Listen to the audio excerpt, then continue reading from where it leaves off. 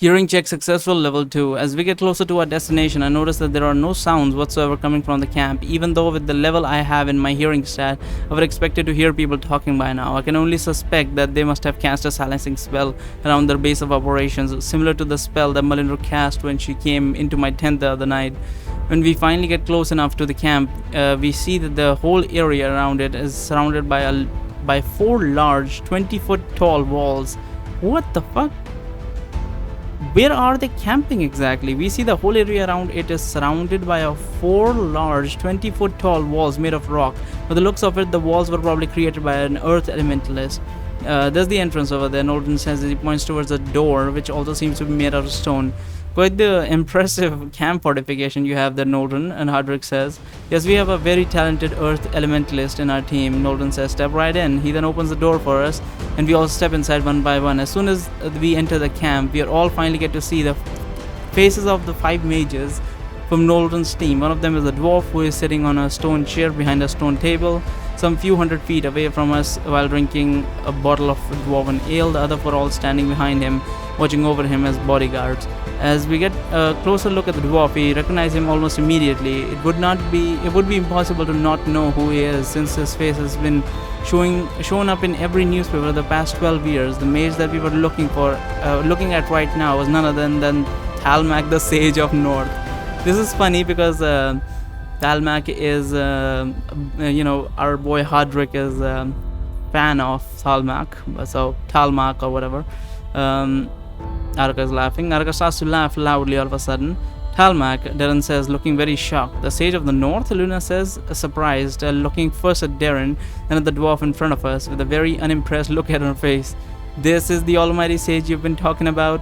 Araka keeps laughing in the background. You knew about this, didn't you? Luna says, as she grabs Araka's amulet by the chain, looking at it directly. You knew that one of the mages was a sage from the very beginning. Of course I knew, Araka says, still barely containing her laughter. But I wanted to see the look on your faces when you saw him for yourself.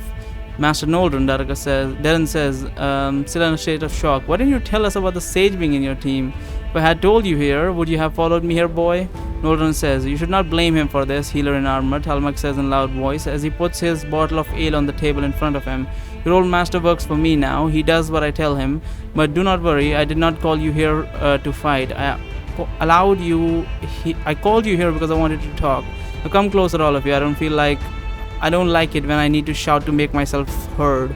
We'll exchange a few looks, and then we get ready to traverse the large empty area between ourselves and the sage's table, together with Noldren. Just as we were beginning to walk, Melindra pulls both Flower and me by the arm in order to stop us.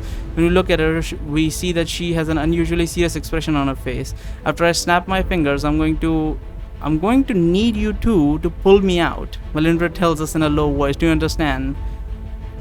After I snap my fingers, I'm going to need you two to pull me out. I guess so? Good, Melindra says simply. Then I can feel her casting the same air currents on me as she did earlier this morning. She then walks away without another word as she goes to join the rest of the team. Flower and I look at each other for a second in confusion, then we decide to head towards Sage as well. The air current seems to be calming down as I walk forward. They're probably waiting for me to give them the signal whenever I want to start flying. What the hell am I reading? As I approach the stone table, I get a better look at the sage and his henchman. Talmak is of around the same height as Hardrick in his dwarf form. He has a long brown beard that covers most of his face. He looks like a typical dwarf. There's nothing special about him or anything that makes him look particularly intimidating. I can sort of understand why Luna was so underwhelmed when she first saw him.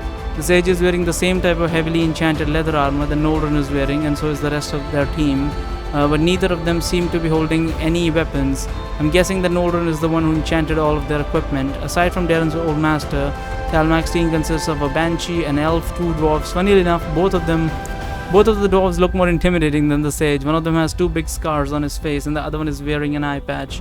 The elf has long blonde hair, and he is a slim, tall figure. He appears to be rather old, even by elven standard. I'm not sure how slowly elves age, but I think You'd need to be over 100 years old to have any noticeable wrinkles on your face, and this elf has got plenty of them. The woman that the banshee possessed is somewhat in her early 30s. Her eyes are constantly shining with green light, similarly to how flowers' eyes always shine blue. When Luna takes over the body, she also has an outwardly aura around her. It's clear that she is not an artificial mage. Given that the banshee is obviously long past her awakening stage, I can only assume that the host soul is long gone, and that the banshee is the only one in control of the body right now. However, I was not aware that a banshee could maintain the original appearance of her host even after her awakening. I thought that Flower and Luna were a special case because of the fusion. It appears I was mistaken. Perhaps I do not know as much about banshees as I would like to believe. The woman's hair is long and black, and the expression on her face looks ruthless and unforgiving. While we were walking towards her, I could see the banshee take a short glance towards Flower, but then she went back to looking straight ahead of her, awaiting the sage's order. All the members of our team stop about 20 feet or so in front of the stone table in order to make sure that we have enough space to move in case of a battle erupts between the two groups. Noldren, of course, walks past us and he joins his true comrades, who are currently forming a line behind the sage. I see that you're not willing to advance any further, Talmak says as he takes another sip from his dwarven ale bottle. No matter, at least you're close enough that I don't need to shout. Let's get down to business then, shall we? He then puts his bottle down, places his hand on the table while looking at us. I think you may have already guessed that all the pine cone collecting maging outside are working for me, Talmak says. They're all mages who have agreed to give up on participating in the tournament and to spend the rest of their time here helping me win instead. In exchange of their service, they will be receiving generous rewards, many of them unobtainable by normal means. As you all know, when you become a sage, you receive many benefits. You also gain a lot of influence with many people, and I can use this influence to make people's wishes come true. Now tell me, Darren, would you not by any chance have any wishes that you would want to come true? My wish is to gain access to Magium, Darren says with a very serious tone in his voice, but from what I'm gathering, that is the one wish that you would not want to grant me. Don't be a fool, boy, Norden says. This is a once-in-a-lifetime opportunity. You will never get a chance like this again. For once in your life, use that rusted brain of yours and think. I think I'm starting to understand what's going on here, Darren says. It wasn't by accident that you found our camp, was it, Master Norden? You already knew that I'd be there, and you were sent to bring me here by the sage, so he'd offered me this deal. I thought I made myself sufficiently clear that I would not become your henchman when I didn't answer your letter, says Talmak. But did you feel the need to make this offer to me again? He made this offer to you before? Aldrich says surprised. Yes, Darren says. He sent me a letter not long after the tournament was first announced. I'm guessing the Master Nordren must have received a similar letter as well, except that he actually accepted it. Why aren't you being honest with me, Darren? Talmak says he takes another drink from the bottle. Why don't you tell me the reason why you won't join me?